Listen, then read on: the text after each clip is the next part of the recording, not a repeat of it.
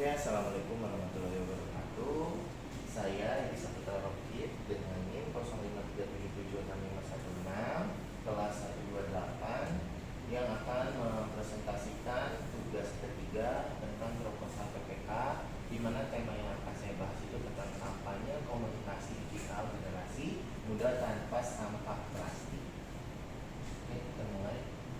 Bab yang pertama, pendahuluan, di mana latar belakangnya permasalahan sampah plastik di Indonesia menjadi salah satu isu lingkungan yang semakin serius, di mana penggunaan plastik sekali pakai yang tinggi menyebabkan meningkatnya pencemaran lingkungan baik di darat maupun di laut. Seharusnya generasi muda sebagai pengguna aktif media sosial memiliki peran penting dalam membangun kesadaran dan perubahan perilaku terkait pengurangan penggunaan plastik. Di era digital, media sosial menjadi sarana komunikasi yang efektif untuk menyampaikan pesan kampanye kepada masyarakat luas, khususnya generasi muda. Oleh karena itu diperlukan suatu program komunikasi yang mampu meningkatkan kesadaran dan partisipasi masyarakat dalam mengurangi penggunaan sampah plastik melalui kampanye digital yang kreatif dan edukatif.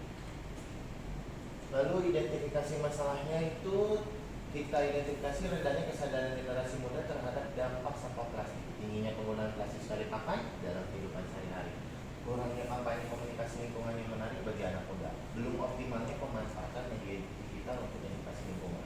Lalu rumusan masalahnya, bagaimana kita merancang program komunikasi digital itu untuk bisa meningkatkan kesadaran pengurangan sampah plastik.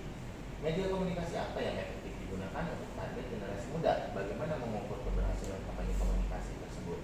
Tujuan program ini diadakan dengan untuk meningkatkan kesadaran generasi muda tentang bahaya sampah plastik, mengajak masyarakat untuk mengurangi penggunaan plastik sekali pakai, pemanfaatan media sosial sebagai sarana edukasi lingkungan, lalu menciptakan perubahan perilaku ramah lingkungan pada target audiens.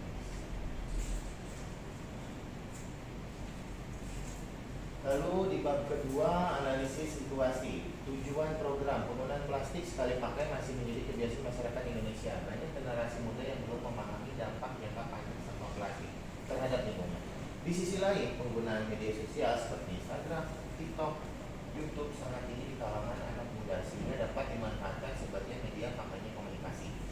Lalu halayak sasarannya itu, target utama kita untuk program ini adalah generasi muda di usia 15-25 tahun yang aktif menggunakan media sosial.